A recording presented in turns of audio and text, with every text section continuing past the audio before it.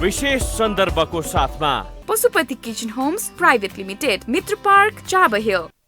Admission open for Silver Mountain School of Hotel Management, Lanchor, Kathmandu. नेपालकै सबैभन्दा ठुलो फलामे छड उत्पादक कम्पनी अम्बे स्टिल्स, जे बन्छ दिगो बन्छ।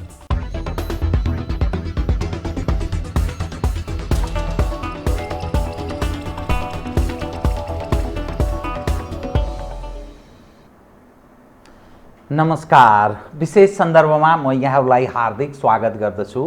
जीवराम भण्डारी। आज यहाँहरू सामुन्ने उपस्थित हुनुहुन्छ भुवन पाठक। उहाँ राष्ट्रिय प्रजातन्त्र पार्टीका नेता हुनुहुन्छ, राजनीति शास्त्रको एउटा अब्बल दर्जाको विद्यार्थी, नेपाल राजनीति शास्त्र सङ्घको पूर्व अध्यक्ष, पूर्व मन्त्री, राप्रपाका पूर्व प्रवक्ता पनि। सबै हिसाबले अहिलेको पछिल्लो राजनीतिक अवस्थालाई उहाँ त्यो नजिकबाट निहाल्ने ल्याकत, क्षमता र त्यो हैसियत पनि राख्नुहुन्छ। किनभने राष्ट्रिय प्रजातन्त्र पार्टी यो देशको राजनीतिमा लामो समयदेखि निरन्तर क्रियाशील छ र उहाँ पनि त्यो पार्टीमा क्रियाशील हुनुहुन्छ। संसदमा पनि केही न केही उपस्थिति छ, तर निर्णायक हैसियत राप्रपाले राख्दैन। तर देशको जुन एउटा अवस्था छ, राजनीति तरल अवस्थामा छ। मुलुकको यो तरल राजनीतिक अवस्था यथास्थितिमै चल्न सक्छ या यसको निकासका केही बाटाहरू पनि छन्। उहाँसँग आज म अलिकति विश्लेषण, अलिकति सूचनामूलक र अलिकति नेपालको पछिल्लो देखा परेको राजनीतिक घटनाक्रमले दिएको सन्देश र सङ्केतलाई पनि केन्द्रमा राखेर विविध विषयमा उठान गर्ने प्रयत्न गर्नेछु। सर्वप्रथम म उहाँलाई स्वागत गर्छु। स्वागत छ यहाँलाई। अब म सिधै विषयमा प्रवेश गरेँ। नेपालको राजनीतिक अवस्था अत्यन्त तरल अवस्थाबाट गुज्रिरहेको छ। तरल यस मानेमा यथास्थितिमा रहन्छ कि रहँदैन भन्ने बारेमा पनि अन्यल छ। विकल्प ठ्याक्कै यसमा प्रवेश गर्ला भनेर हेरी ल्याउने हो भने त्यो विकल्प पनि ठ्याक्कै यो हो भन्ने जस्तो देखा पर्दैन। यसको अर्थ अलि अनिर्णयको बन्दी जस्तो पनि देखा पर्छ। किन कर्तव्य विमूढको स्थितिमा नेपालका राजनीतिक पक्षहरू देखिन्छ। यो अन्यलको अवस्थाको मूल कारण के हुन सक्छ? तपाईलाई मैले राप्रपाको नेताको रूपमा भन्दा पनि राजनीति शास्त्र सङ्घको पूर्व अध्यक्षको हैसियतले, एउटा अब्बल दर्जाको राजनीति शास्त्रको विद्यार्थीको नाताले यो स्थितिलाई तपाईँले कसरी हेर्नु भएको छ? मैले यहीँबाट सुरु गरेँ, कृपया। अब यो वास्तवमा एउटा दुर्भाग्यपूर्ण पनि हो।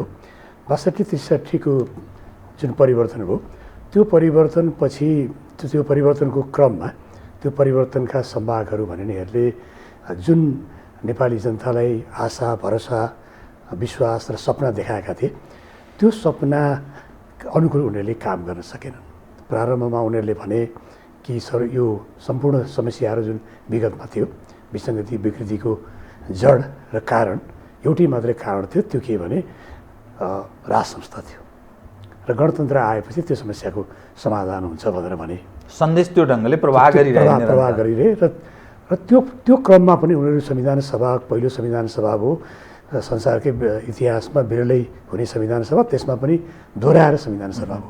एउटा संविधान सभाले निकास सकेन।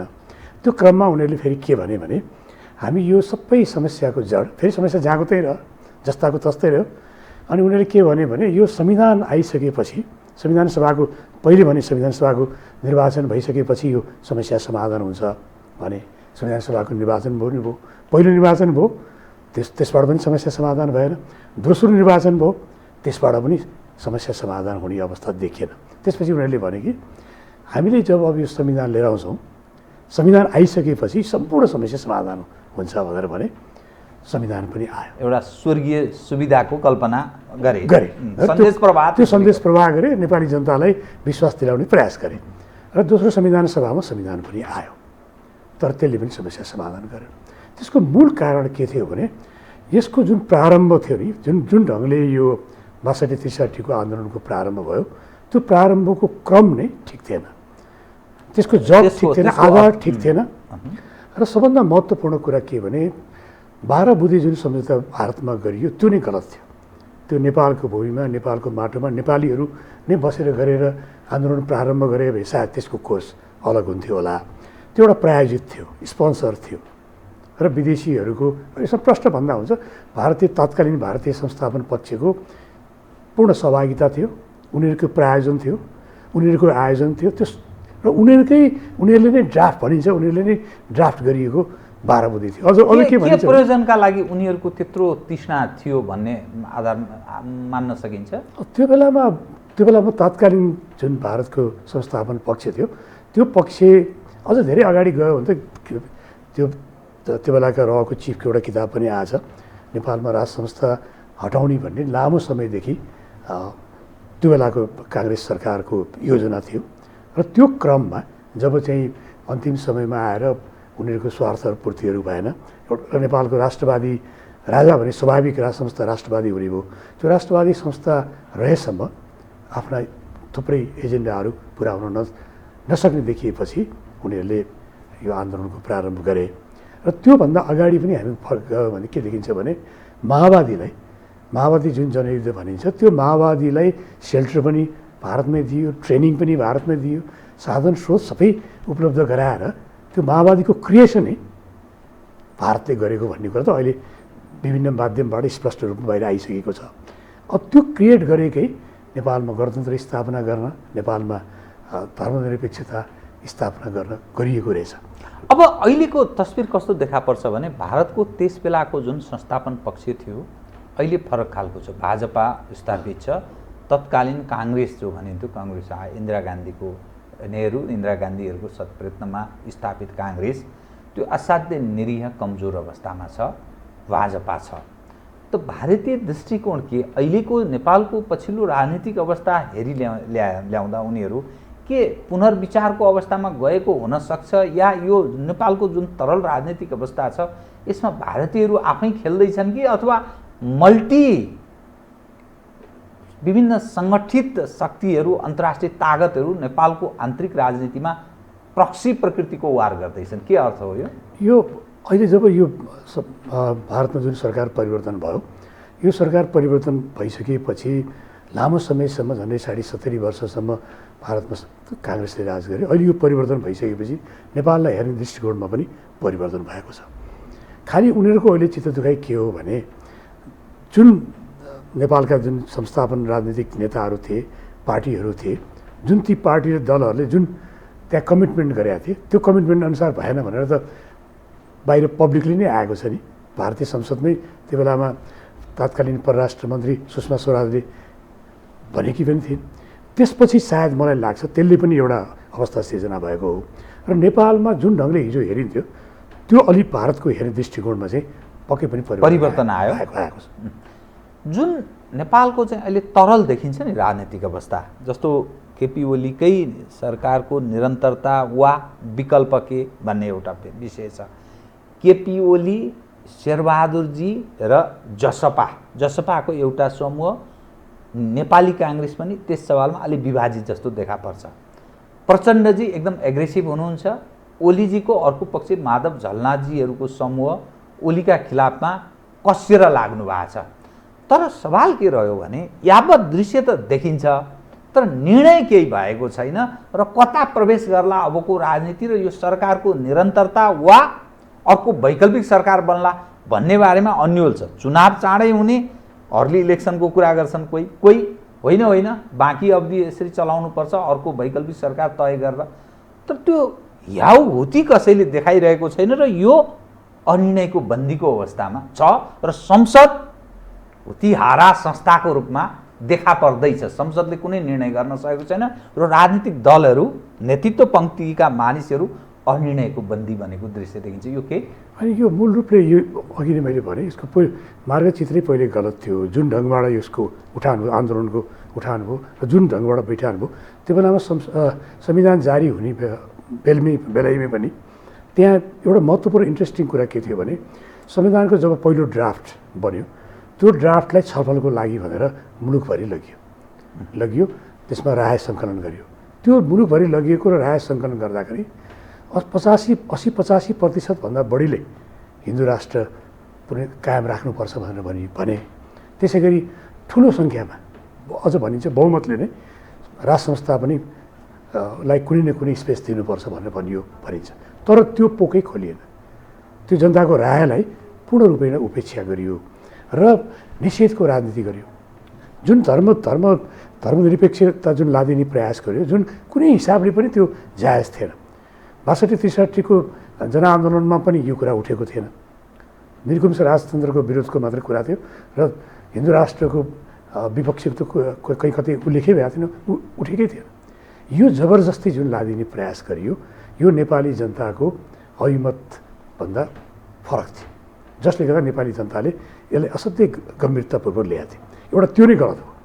त्यो जुन ढङ्गबाट यसको प्रारम्भ भयो नि, प्रारम्भ नै गलत हो। अनि राज संस्थालाई पनि निषेध गर्ने प्रयास गरियो, धर्मनिरपेक्ष जबरजस्ती लादिने प्रयास गरियो र यो संहिता पनि जुन नेपालको लागि आवश्यकै थिएन, यत्रो महँगो चिज, एक्सपेन्सिभ चिज र कुनै पनि हिसाबले यो संहिताको आवश्यकता बोध हुने अवस्था पनि थिएन। यो तिनटै चिज जबरजस्ती लादिने प्रयास गरियो, त्यो लादियो। त्यहीबाट यो सबै कुराहरूको प्रारम्भ भयो। यो अहिले जे जति विकृति विसङ्गतिको प्रारम्भ भएको छ त्यसको मूल कारण त्यही नै हो, त्यो जग त्यही हो, आधार त्यही हो। त्यसपछि मलाई एउटा सानो क्लियर भयो। अब नत्र त 2/3 सरकार सबै संविधान परिवर्तन पनि गर्न सक्ने, ऐन लिएर आउन सक्ने केले रोकेको थियो त? बाधक पक्ष कोही छैन, बाधक कुनै पक्ष नै थिएन। फेरि कम्युनिस्टहरूकै सरकार थियो, सबै कम्युनिस्टहरू युनाइटेड भएको अवस्था थियो र प्रतिपक्ष अत्यन्त कमजोर र निरीह थियो। यस्तो बेलामा पनि किन यो कुरा आयो त भन्दाखेरि यसको मूल जग नै ठिक थिएन र सैद्धान्तिक रूपले पनि, व्यवहारिक रूपले पनि, नैतिक रूपले पनि यो गलत अभ्यासको प्रारम्भ भएको थियो। त्यसको कारणले यी सबै कुराहरूको प्रारम्भ भयो। तपाईँले जुन विषय संहिताको कुरा गर्नुभयो, धर्मनिरपेक्षताको कुरा गर्नुभयो र गणतन्त्रको कुरा गर्नुभयो, कतिपय मानिसको विश्वास के छ भने संहितामा जाँदा तल्लो तहसम्मलाई अधिकार पुग्छ र त्यो विकासका लागि र मानिसलाई सचेत बनाउनका लागि त्यो जरुरी थियो भन्ने एकाले दृष्टिकोण संहिताको सवालमा राख्दछन्। दोस्रो, धर्मनिरपेक्षताको सवाल उप कुनै पनि राष्ट्रले एउटा धर्म बोक्नु हुँदैन, त्यो चाहिँ अन्याय हो। त्यसकारण निरपेक्ष ठिक छ भन्ने यस पक्षको पोषण गर्नेहरूको धारणा त्यो छ। त्यसै गरी गणतन्त्रको सवाल उप देशका कुनै पनि नागरिक त्यो देशको 1 नम्बरको नागरिक बन्न पाउनु उसको नैसर्गिक हक हो र उन्नत खालको त्यो लोकतन्त्र हो, अर्थात् प्रजातन्त्र हो। त्यसकारण कसैलाई मालिक मान्ने स्थिति रहनु हुँदैन भनेर एडभोकेसी गर्छन् त्यो पक्षका एडभोकेसी गर्ने मानिसहरूले। यो तीनवटा विषय उप तपाईको धारणा नकारात्मक रहनुपर्ने कारण बताइदिनुहोस् त, एज एउटा राजनीति शास्त्रको एउटा व्यक्तिगत भएको नाताले, राजनीति शास्त्रीको नाताले। पहिले गणतन्त्रकै कुरा गरौँ। अहिले विश्वमा झन्डै धेरै मुलुकमा राजतन्त्र छ, थुप्रै मुलुकमा गणतन्त्र छ। तर हामीले तुलनात्मक रूपले हेऱ्यौँ भने राज संस्था भएको, राजतन्त्र भएको मुलुक, राज संस्था भएको मुलुक बढी विकसित छ, बढी सम्पन्न छ। चाहे त्यो बेलायत होस्, चाहे त्यो नर्वे होस्, चाहे त्यो फिनल्यान्ड होस्, बेल्जियम होस्, थुप्रै देशहरू। भन्दा तिनीहरू त उन्नत देशहरू हुन् नि, सुसंस्कृत देशहरू हुन्, प्रजातान्त्रिक मुलुकहरू हुन्। भन्दा त्यहाँ त्यो अहिलेसम्म कायम हुँदाखेरि चाहिँ त्यो प्रजातन्त्रलाई बाधक भएको नहुने र अरू थुप्रै मुलुकहरू जुन मुलुकमा गणतन्त्र छ, गणतन्त्र हुँदैमा त्यसको समृद्धि हुन्छ भन्ने कुनै अर्थ छैन। त्यो सँगसँगै त्यो बाहेक पनि हाम्रो मुलुकको विशिष्ट जुन भू राजनीतिक अवस्था छ त्यसको कारणले पनि हामीलाई राज संस्था कुनै न कुनै एउटा अभिभावकीय संस्थाको आवश्यकता छ। किनभने हामीहरू एकातिर चीन छ, अर्कोतिर भारत छ, दुइटै हामी ल्यान्डलक्ड कन्ट्री छौँ, दुइटैको राजनीतिक व्यवस्था फरक छ, दुइटै अहिले अपकमिङ उदाउँदो आर्थिक, राजनीतिक र सामरिक शक्तिको रूपमा उदाउँदो मुलुकको रूपमा स्थापित छन्। र यो अवस्थामा त्यो सँगसँगै हाम्रो 125 भन्दा बढी जाति जनजाति भएको मुलुक र भौगोलिक अवस्था पनि विविध भौगोलिक अवस्था भएको मुलुकमा एउटा अभिभावकीय भूमिका खेल्ने संस्थाको आवश्यकता छ। झन् अहिले यो गणतन्त्र आइसकेपछि त झन् त्यसको आवश्यकता बोध त अझ टड्काएर भएर गएको छ, किन विदेशी चलखेल बढेको छ। केही समय हेरौँ न, अहिले राष्ट्रपतिको भूमिकालाई हेरौँ न। राष्ट्रपतिको भूमिकाले कुनै पनि राष्ट्रपति त पार्टीको पक्षभन्दा माथि उठ्न सक्ने स्थिति हुँदो रहेछ। पार्टी मात्रै होइन, एउटा गुट मात्रै होइन, व्यक्तिबाट पनि माथि उठ्न सक्ने स्थिति हुँदो रहेछ भन्ने कुरा त अहिले राष्ट्रपतिको भूमिकाले पनि स्पष्ट पार्यो। र विगतमा राज संस्था हुँदाखेरि नागरिकताको विधेयककै सन्दर्भमा अरू कतिपय सम्बन्धमा एउटा सन्तुलित र राजनीतिक दलभन्दा माथि उठेको अवस्था थियो र हामीले जुन राज संस्थाको कुरा गरिरहेका छौँ त्यो हामीले हिजोको जस्तो राज संस्थाको कुरा गरेको होइन।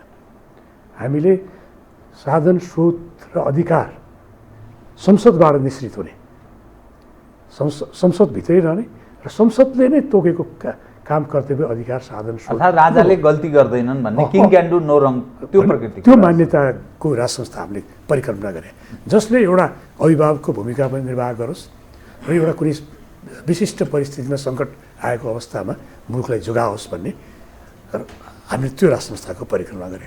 अर्को जहाँसम्म हिन्दू राष्ट्रको कुरा छ, अहिले संसारकै हामीले हेऱ्यौँ भने सबभन्दा बढी यो टोलरेन्ट भएको, सबैलाई समावेश गर्न सक्ने, सबैलाई लिएर हिँड्न सक्ने र सहिष्णु धर्म भनेको हिन्दू धर्म हो। र हिजो हिन्दू राष्ट्र हुँदाखेरि पनि नेपालमा सबै धर्मावलम्बीहरूले आफूलाई सिक्योर्ड फिल गरेका थिए, चाहे मुस्लिम हुन्, चाहे क्रिस्चियन हुन्, चाहे अरू धर्मावलम्बी हुन्। नत्र त आजभन्दा 100-150 वर्ष अगाडि राजदरबारको अगाडि मस्जिद 2-2वटा चाहिँ मस्जिद रहेको अवस्था छ। त्यहाँ कहिले कतै कुनै पनि मुस्लिम धर्मावलम्बीले आफू असुरक्षित भएको त्यो बेला कल्पना गरेका थिएन, बरु अहिले असुरक्षित महसुस गरिरहेछ। त्यसै गरी क्रिस्चियनले पनि। र हामीले सर्वधर्म भावको कुरा गरेका हौँ, सबै धर्मको रक्षाको कुरा गरेको, सबै धर्मको रक्षा गर्ने खालि हिन्दुत्वको कुरा गरौँ, यो राज्यको धर्मको कुरा गरे होइन, राजनीति गर्ने धर्मको कुरा गरे पनि होइन। र यो यत्रो बहुमत भएको झन्डै 80-85% चाहिँ हिन्दू भएको मुलुकमा यसलाई धर्मनिरपेक्ष राष्ट्र घोषणा गर्दाखेरि त्यसले इन द लङ रन यो धार्मिक द्वन्द्वलाई बढाउने खतरा जहिले पनि कायम रहन्छ।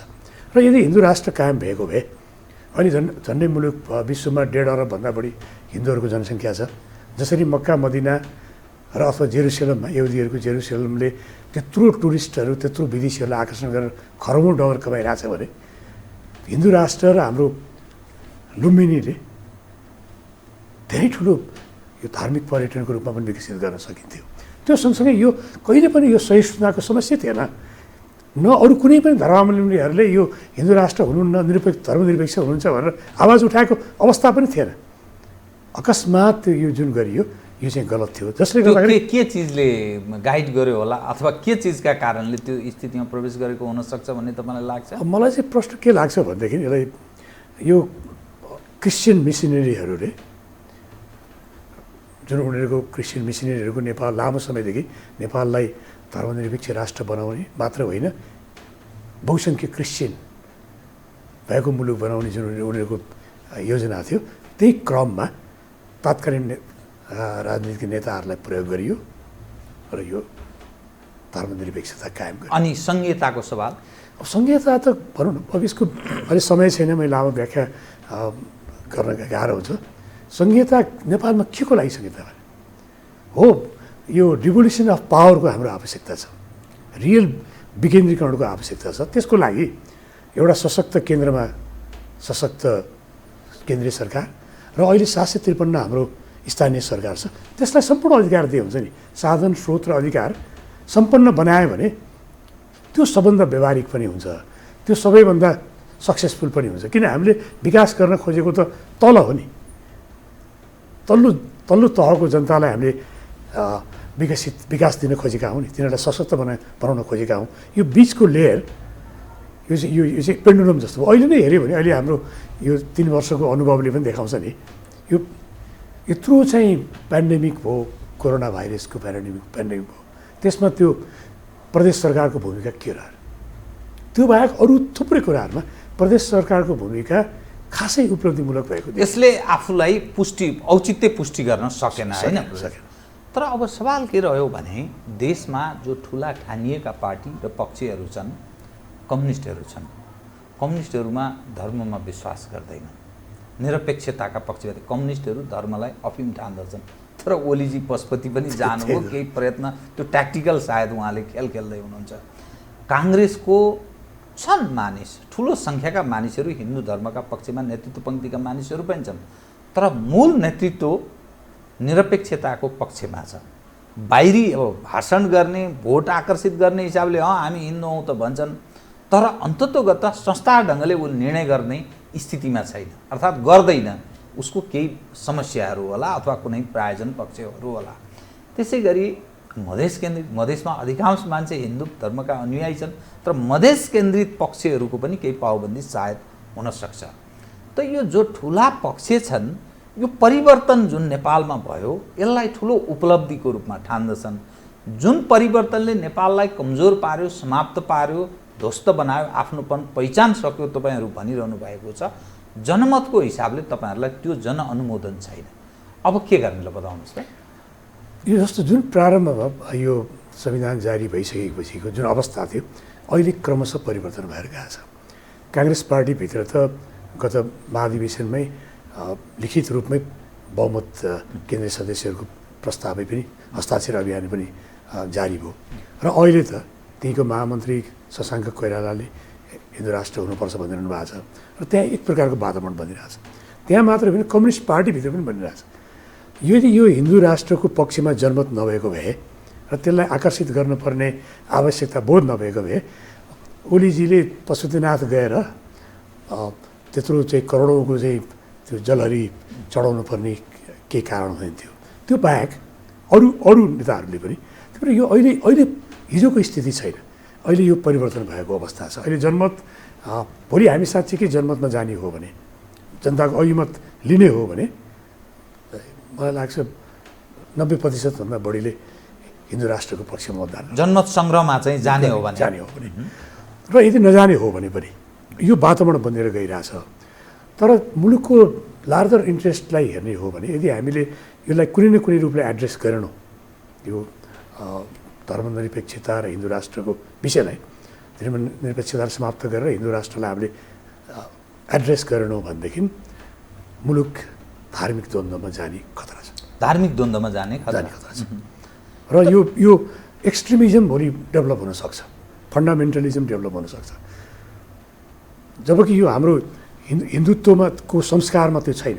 हिन्दुत्वको मूल्य मान्यता संस्कार त्यो अनुरूपको होइन।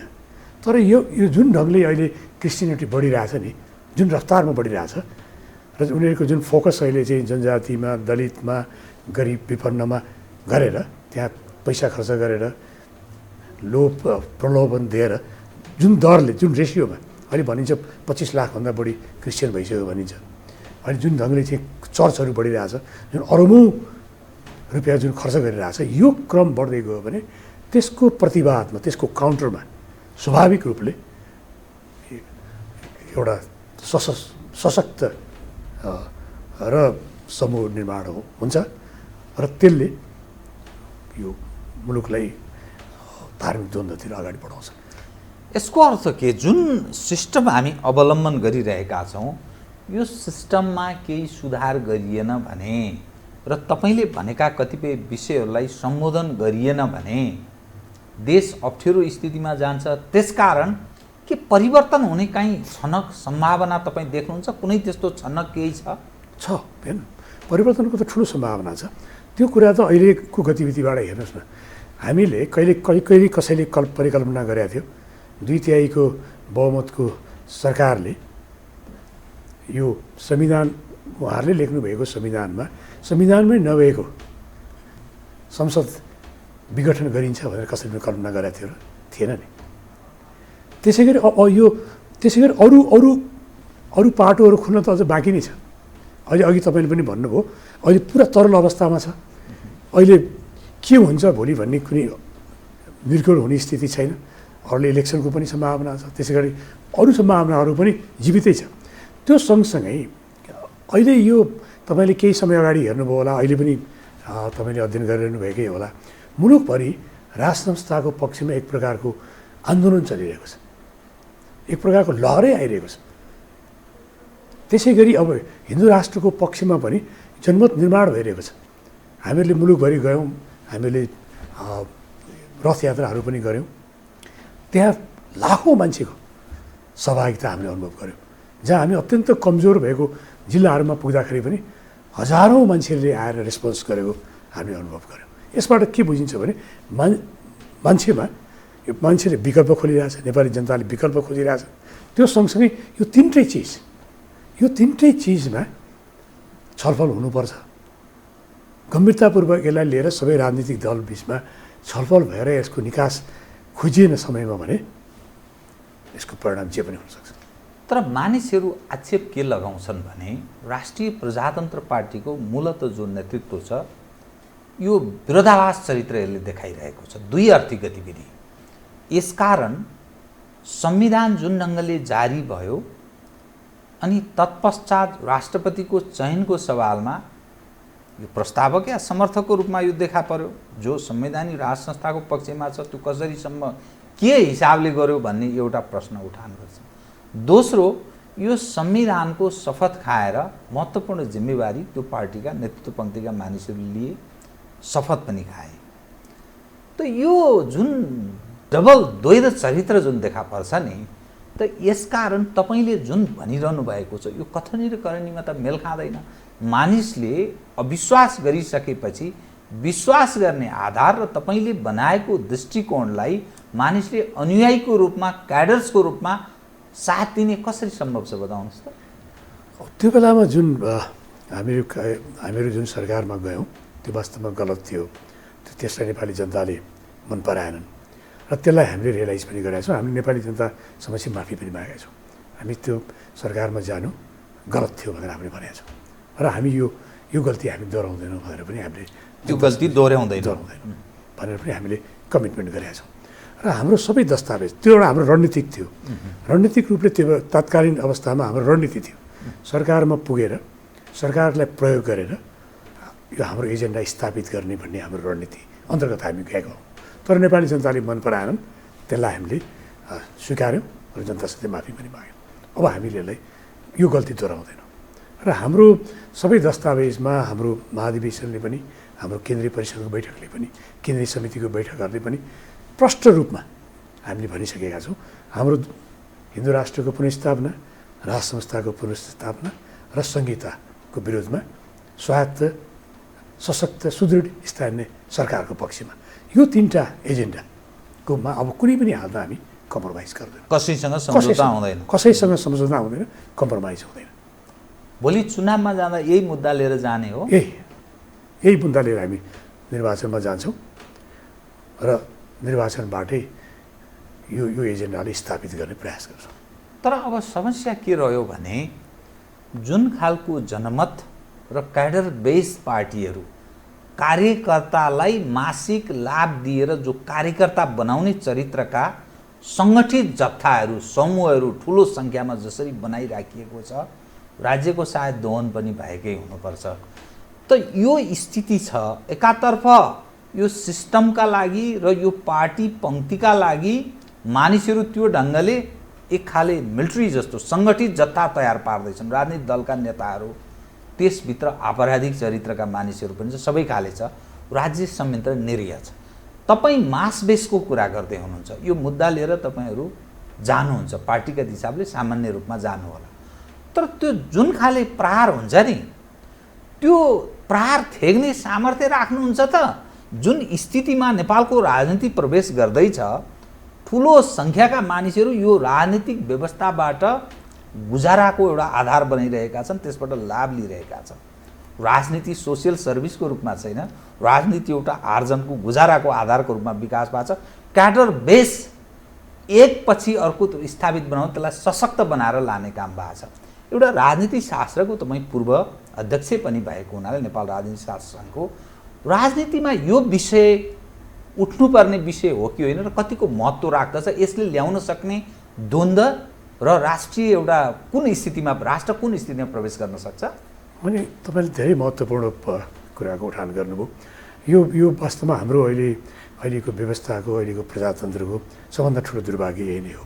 किनभने सबै राजनीतिक, त खास गरी ठुला राजनीतिक दलहरूले एउटा त कम्युनिस्टहरू त क्याडर बेसै भयो। उनीहरूको त सबै मासिक तलबै खान्छन्, तल्लो तहदेखि माथिल्लो केन्द्रीय समितिसम्म सबै फुल टाइमर भए, मासिक तलब खान्छन् र लाभको पदमा पुग्यो भने त्यहाँबाट लेबी दिन्छन् र त्यो सँगसँगै भ्रष्टाचार पनि गर्छन्। र अहिले भएका जति पनि राजनीतिक दलहरू छन्, सबै राजनीतिक दल र अधिकांश राजनीतिक नेताहरू सबै कुनै न कुनै रूपले भ्रष्टाचारमा इन्भल्भ छ। फेरि त्यो बाध्यता पनि भएर गएको छ, किनभने राजनीति यो चुनाव अत्यन्त महँगो भयो, भेरी कस्टली। सामान्य वडाको निर्वाचनमा करोडौँ रुपियाँ खर्च हुने अवस्था अहिले अलि सिर्जना भइरहेको छ। भनेपछि त सबभन्दा पहिले पैसा कमाउने, पैसा कमाएर चुनाव लड्ने, चुनाव लडेर चुनाव जित्ने, अनि त्यहाँबाट फेरि पैसा कमाउने, फेरि त्यहाँबाट फेरि भनेपछि यो भिसिएस निरन्तर यो क्रम छ। यो भिसिएस सर्कल चाहिँ जारी छ र अहिले सबै मूल राजनीतिक दलका नेताहरू सबै अरबौँपति छ। अरबौँ रुपियाँ चाहिँ भनिन्छ। अब अहिले केही राजनीतिक दलका नेताहरूको चाहिँ घरमा खानतलासी गर्ने हो भने अरबौँ रुपियाँ भेटिन्छ भनेर भनिन्छ।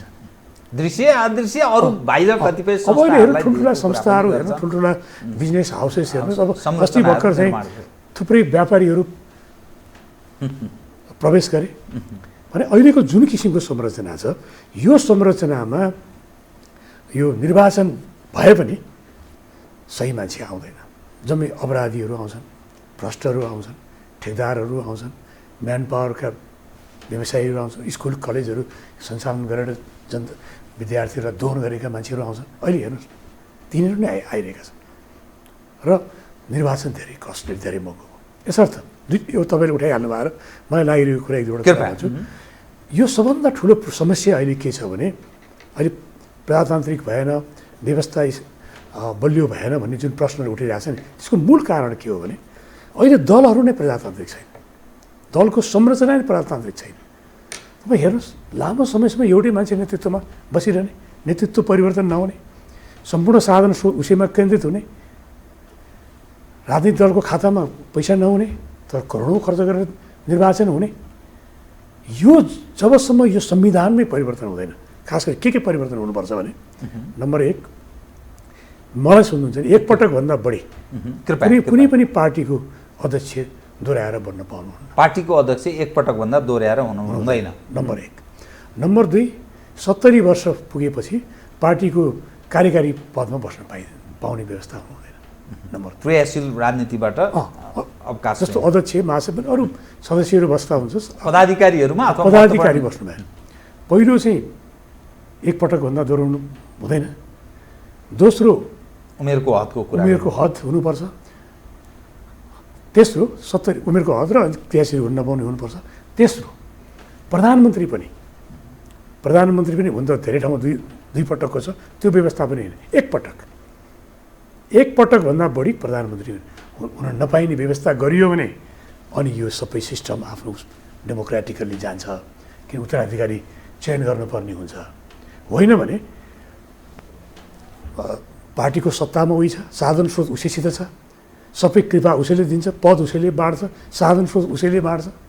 उसको कुनै पनि राजनीतिक दलको नेतृत्वमा तपाईँ विरोध जाने बित्तिकै तपाईँको राजनीति समाप्त हुन्छ। कतिपय मान्छेहरू हेर्नुहोस्, योग्य सक्षम मान्छेको त के अर्थै हुँदैन, के मूल्याङ्कनै हुँदैन।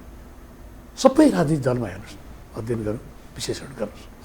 र चुनाव कस्टली भएपछि अनि त्यो चुनावको लागि पैसा जम्मा गर्नु पर्यो, अनि विभिन्न सम्झौता गर्नु पर्यो, व्यापारीहरूसित सम्झौता गर्नु पर्यो।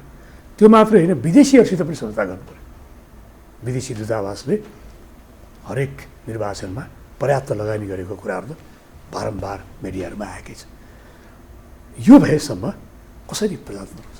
यसको अर्थ यो सिस्टम नै भ्रष्ट छ र देशमा माफियाहरूको कुनै न कुनै ढङ्गले कब्जा छ, उनीहरूको पकड बढोत्तरीमा छ पुरै। र त्यो भएर है, त्यो जबसम्म यसलाई तोड्न हामीले सक्दैनौँ नि, तबसम्म यो अहिले जुनसुकै यो जाला भोलि अर्को आउला, के अर्थ, के तात्विक फरक? जुन तोड्ने कुरा गर्नुभयो नि तपाईँले, अब त्यो महत्त्वपूर्ण पक्ष हो।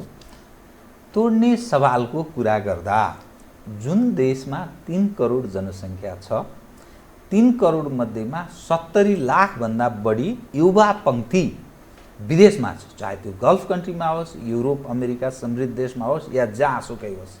अनि जो बाँकी छन्, कतिपय मानिस राजनीतिमा यही लाभको धन्दामा छन्, कतिपय गरिब न्यून एकदम अवस्थाबाट गुज्रेको अवस्थाबाट जीवन गुजारा गर्न बाध्य छन्। तिनीहरूको शिक्षाका कारण, विभिन्न कारणले गर्दा ती तपाईँले भनेको जस्तो कुरा बुझ्ने क्षमता सामर्थ्य पनि राख्दैन। अनि जुन सङ्गठित जत्थाले राज्यलाई एज ए होलमा जसरी कब्जा गरेको छ त्यो असङ्गठित मास र पलायन भएको पक्ष त्यो कहिले बुझ्छ र तपाईँले भनेको जस्तो त्यत्रो आमूल परिवर्तनमा जान सक्ला? के त्यो बेलासम्ममा मुलुक रहन्छ त? यही तरल स्थितिमै मुलुक चल्न सक्छ भन्ने अर्को जेन्युन प्रश्न तपाईँको जवाबसँगै खडा हुन्छ। यसलाई के गर्ने बताउनु? एकदम यो अत्यन्त चिन्ताजनक विषय हुँदै हो। तर सधैँभरि यो गलत कुराहरू सधैँभरि कायम रहन सक्दैन। यो जुन अहिले जुन यथार्थ छ, यो वास्तविकता छ। अब अहिले त हिजोको स्थिति होइन नि, चाहे मान्छे पढोस् नपढोस्। अहिले त सामाजिक सञ्जालले, मिडियाले र अरू विभिन्न माध्यमबाट मान्छेको चेतनाको स्तर धेरै बढिसक्यो। अहिलेको सूचनाको स्तर व्यापक भइसक्यो नि। अहिले टेलिभिजन, तपाईँको रेडियो, एफएम रेडियो, फेरि चाहिँ जुन मोबाइल छ, मोबाइल करिब हरेकको हातमा छ। त्यो मोबाइलमा रेडियो पनि छ, अरू सारा चाहिँ इन्फर्मेसनका स्रोतहरू पनि उसले प्राप्त गर्छ। गाउँको अनघन्टारमा पनि प्राप्त गर्छ। र 70 लाख नेपाली युवाहरू बाहिर छन्, तिनीहरूको सम्पर्क नेपालको भित्रका परिवारसित पनि भइरहेको छ। यसले गर्दा अबको हिजोको स्थिति छैन। चेतनाको स्तर धेरै बढिसक्यो।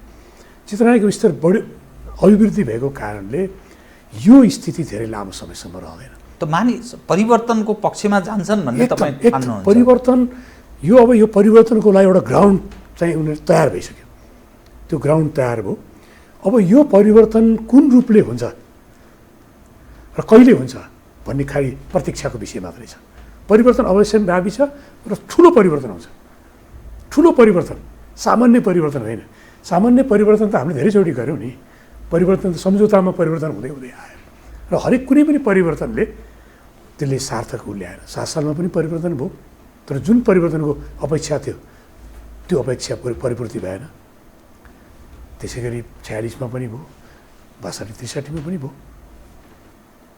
जसले परिवर्तन गरे तिनीहरूले अपेक्षा पुरा गरेन।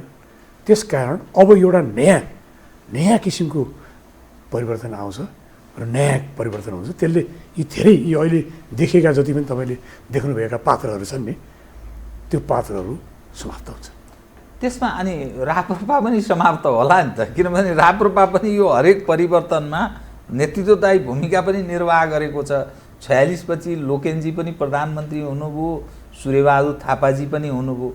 अनि यो पछिल्लो बदलिएको 62-63 को यत्रो ठुलो परिवर्तन भनेर जो काङ्ग्रेस कम्युनिस्ट एकदम गौरव गरिरहेको छ, त्यसमा थप गौरव बढाउन कमल थापाजी उप प्रधानमन्त्री नै भएर जानुभयो।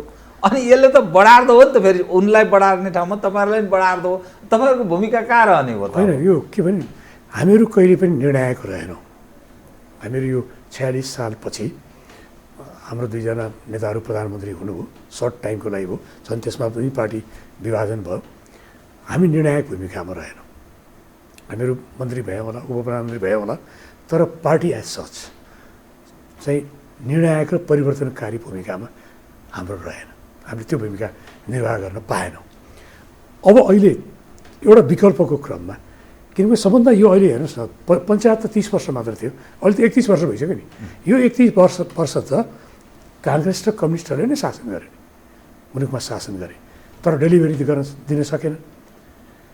त्यसकारण अहिले हामीहरू तुलनात्मक रूपले हामीहरू अलिक बेटर पोजिसनमा छौँ।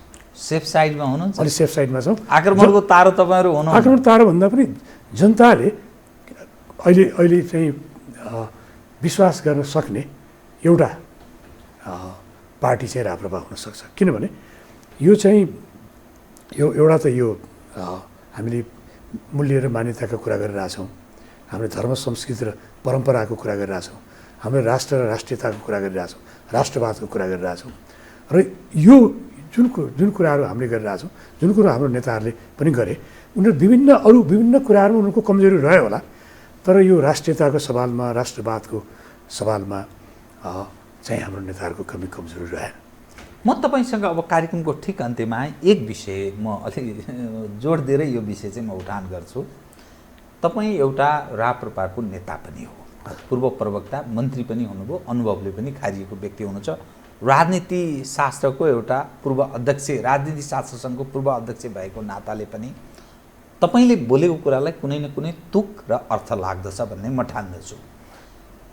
केपी ओलीजीको जुन पोजिसन छ अहिले निर्माण भएको छ, नेकपा एमाले वैधानिक विधिवत हिसाबले विभाजित नभए पनि पार्टी विभाजनको स्थितिमा छ। कम्युनिस्टहरू छिन्न भिन्न भएका अवस्थामा छन्। नेपाली काङ्ग्रेस ठ्याक्कै निर्णय गर्न नसकेको स्थितिमा अनिर्णयको बन्दी छ। जसपा विभाजित अवस्थामा छ यस सवालमा। सायद राप्रपाका पनि अलि फरक मत, नेतृत्व पङ्क्तिका 3 नेताहरूको अलि फरक मत जस्तो देखिन्छ यो अहिलेको सवालमा, यो सरकारको ओलीजीको स्ट्यान्ड र अरू सवालको पर। त यो जुन राजनीतिक घटनाक्रम छ यसले के बृहत राजनीतिक ध्रुवीकरणको नेपालमा सम्भावना छ र त्यसले अर्को परिवर्तनको फड्को मार्ने अवस्थामा नेपालको राजनीति प्रवेश गर्दैछ भन्ने अर्थ लाग्छ कि के हो यो? अनि एक्ज्याक्टली तपाईँले एकदम सही कुरा उठाउनु भयो। अहिले जुन किसिमको परिस्थिति विकसित भएर गएको छ, कम्युनिस्टहरू जुन जसरी विभाजित भएका छन्, काङ्ग्रेस पनि ए काइन्ड अफ विभाजनमै छ। पार्टी विभाजन नभए पनि सैद्धान्तिक रूपले, व्यावहारिक रूपले चाहिँ विभाजित अवस्थामा पनि छ र त्यो नेतृत्व पनि कमजोर छ, अनिर्णित छ, जसको कारणले उसले यो प्रमुख प्रतिपक्षको भूमिका पनि निर्वाह गर्न सकेको छैन। उल्टो कम्प्रोमाइजिङमा छ, यो सरकारसित कम्प्रोमाइज गरेको देखिन्छ त्यो काङ्ग्रेसको नेतृत्व। यो सबले गर्दाखेरि सबै अलि कमजोर अवस्थामा छ। सबै राष्ट्रिय पार्टीहरू मलाई लाग्छ यो अहिलेको जति कमजोर पहिले विगतमा थिएन। पार्टी पनि कमजोर छ, पार्टीभित्र तीव्र विभाजन पनि छ र यिनीहरूप्रतिको जनताको विकर्षण पनि तीव्र रूपले बढिरहेको छ। यो कारणले गर्दाखेरि एउटा अर्को ध्रुवीकरणको सम्भावना व्यापक छ र त्यो ध्रुवीकरणले एउटा नयाँ कोर्स, मैले अघि पनि भने न्यू पोलिटिकल कोर्सलाई अगाडि बढाउन सक्छ। यो कुर्नुपर्छ, अलि समय चाहिँ लाग्ला। समय पनि धेरै लाग्दैन, अब धेरै लाग्न सक्ने स्थिति छैन, किन करिब अब छेउछाउमा आउने अवस्था भयो। अब केही न केही नभइकन त रहन सक्ने अवस्थै रहेन। यही रूपमा चाहिँ अब रहँदैन भन्ने तपाईँको ठोक्वा र। हस्, केही विषय म अरू उठान गर्न चाहन्थेँ, समयले यतिसम्म साथ दियो, कार्यक्रममा आइदिनु बहुत धन्यवाद। धेरै धेरै धन्यवाद जीवरामजी। फेरि मलाई बोलाएर मेरो यो विचारहरूलाई श्रोतासम्म पुर्याउने जुन अवसर दिनु त्यसको धेरै धेरै बहुत धन्यवाद। आदरणीय दर्शकवृन्द, उहाँ हुनुहुन्थ्यो भुवन पाठक, राष्ट्रिय प्रजातन्त्र पार्टीका नेता। समसामयिक विषयलाई केन्द्रमा राखेर गरिएको कुराकानी। म सहित मेरो सम्पूर्ण युनिटलाई कार्यक्रमबाट बिदा दिनुहोस्, तर यो हो टेलिभिजन, हेर्दै रहनुहोला। नमस्कार।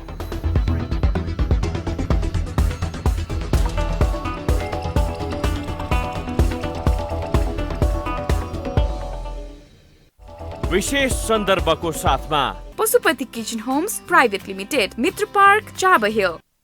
Admission open for Silver Mountain School of Hotel Management, Lanchor, Kathmandu. नेपालकै सबैभन्दा ठुलो फलामे छड उत्पादक कम्पनी अम्बे स्टिल्स, जे बन्छ दिगो बन्छ।